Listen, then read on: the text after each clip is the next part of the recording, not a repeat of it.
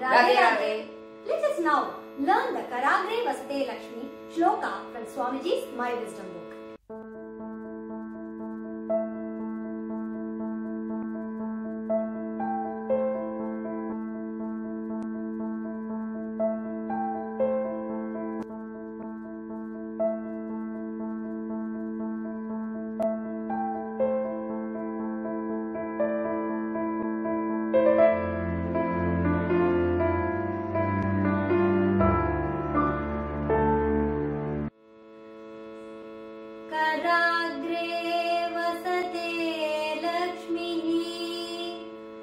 कराग्रे वसते लक्ष्मीः करमध्ये सरस्वती करमध्ये सरस्वती करमूले तु गोविन्दः करमूले तु गोविन्दः प्रभाते करदर्शनम् प्रभाते करदर्शनम् कराग्रे वसते लक्ष्मीः करमध्ये सरस्वती कराग्रे वसते लक्ष्मीः करमध्ये सरस्वती करमूले तु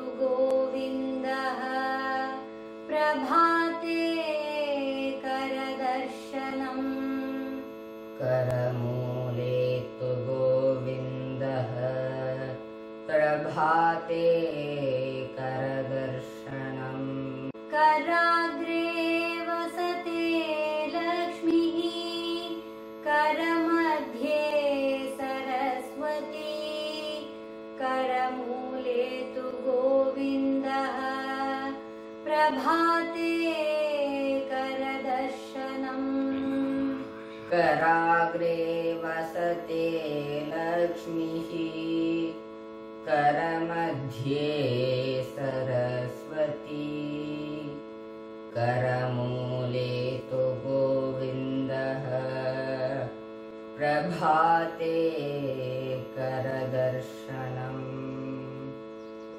Now let us read out the translation of the shloka from Swamiji's My Wisdom book.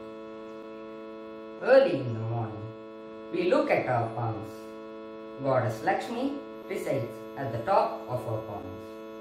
Goddess Saraswati resides at the center of our palms.